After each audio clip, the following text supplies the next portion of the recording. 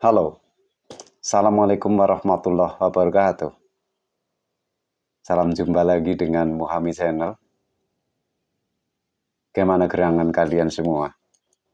Semoga dalam kondisi sehat walafiat, mudah rezeki, yang barokah hijabah. Allahumma amin. Oke, nampaknya saya harus memberikan semangat bagi kawan-kawan yang lagi terlilit utang, menghadapi berbagai masalah.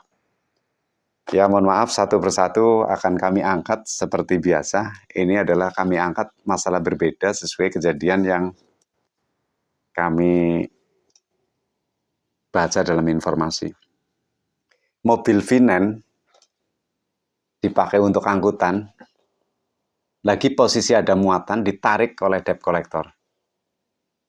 Terus gimana cara menghadapinya?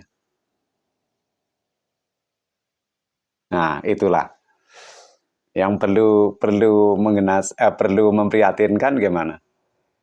Ada muatannya diambil sekalian.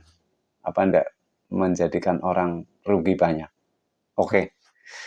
Jangan lupa sebelum kami jelaskan, Anda subscribe dulu. Juga pencet tombol loncengnya. Jangan lupa juga share, dibagikan, dan komen ke kami. Kami butuh sekali saran, masukan, atau ada informasi lain. Welcome. Saya sangat bahagia sekali kalau Anda aktif komen. Anda dengan saya tidak ada selisih apa-apa, kita bersaudara. Oke, sudah subscribe, juga share, jangan lupa komen. Silahkan disiapkan komen sambil mendengarkan. Oke, begini, baiklah. Mobil Vinen itu, nah ini mobil Vinen.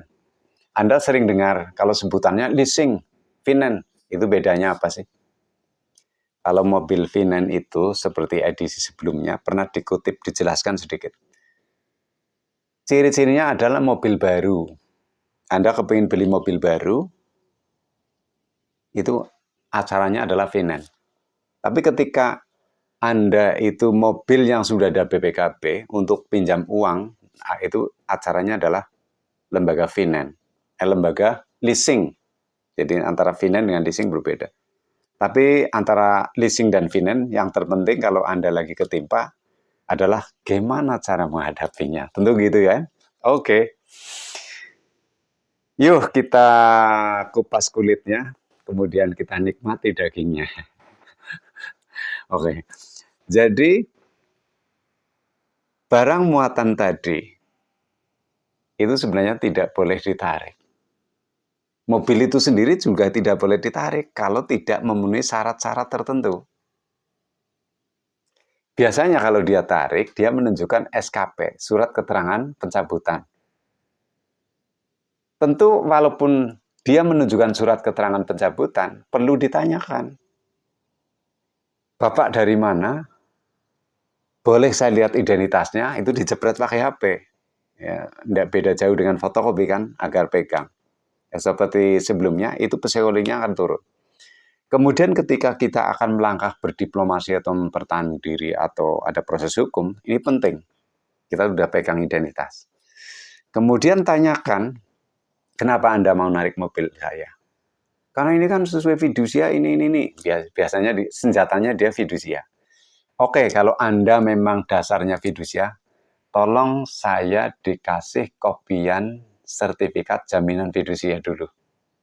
Kalau Anda belum menunjukkan itu tidak boleh. Ya gitu. Tapi dalam hati, pastikan Anda itu jangan coba-coba menandatangani surat yang disodorkan dari sana. Itu bisa penjebakan dan penyesatan. Biasanya surat itu isinya kalau pencabutan adalah surat yang isinya adalah bahwa saya, gitu kan. Nama, alamat ini cara ikhlas menyerahkan mobil untuk ditarik gitu. Redaksinya sekitar itulah. Blah blah blah blah dan sebagainya yang intinya adalah sebagai senjata atau alat bukti bahwa dia narik mobil itu sah. Gitu. Maka surat itu jangan dulu ditandatangani. Kedua, SNK dan kontaknya jangan dikasih. Oke. Tapi gimana? Ini sudah terjadi, sudah ditarik. Ya, proses hukum. Kenapa tidak? Itu sebuah konsekuensi. Ya kan?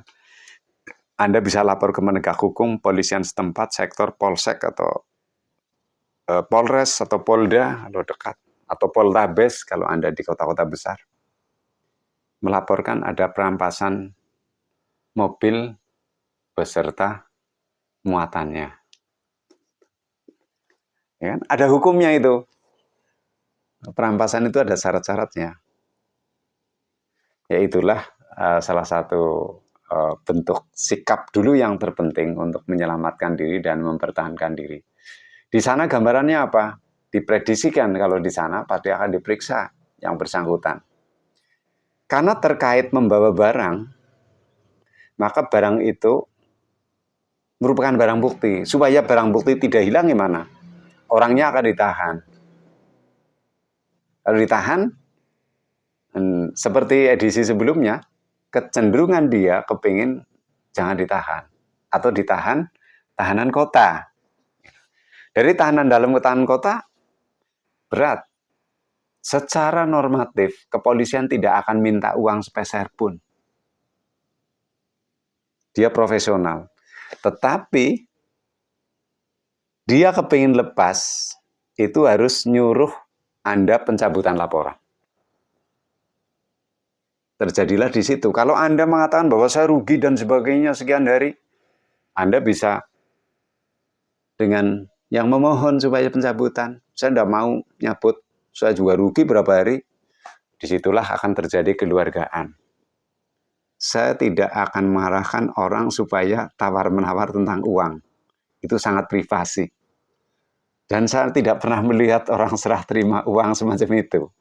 Tetapi tidak jauh beda ketika seseorang sudah keluargaan saling mengerti. Itulah bisa terjadi geser misalkan dia SP3, surat perintah penghentian penyidikan. Nah, ini sudah ranahnya internal kepolisian. Mohon maaf saya tidak bisa cerita lebih jauh sekitar itu. Tapi itu ada dasarnya peraturan Kapolri. Kalau tidak salah nomor 12 tahun 2014 kalau tidak salah, kalau belum direvisi lagi. Itu ada dasarnya. SP3 gitu. Maka bisa bergeser menjadi tahanan kota yang hari Senin atau Kamis atau apa dijadwalkan untuk absen ke sana. Dalam rangka apa? Agar bisa dipantau perkembangannya, bertanggung jawab apa Anda sampai selesai. Gitu. Polisian sangat waspada dan profesional, sudah dipertimbangkan dengan matang karena peraturan Kapolri sendiri dengan stafnya yang godok, para petinggi yang tidak kurang kecerdasannya. Oke begitu, puas enggak? Kalau enggak puas tentu enggak bisa puas ya, enggak bisa disampaikan secara panjang lebar. Tapi paling tidak sekelumit sudah masuk ke dagingnya, jangan dihabisin semua dagingnya, maka tonton edisi berikut Muhammad Channel. Mohon maaf segala sesuatu yang kurang. Assalamualaikum warahmatullahi wabarakatuh.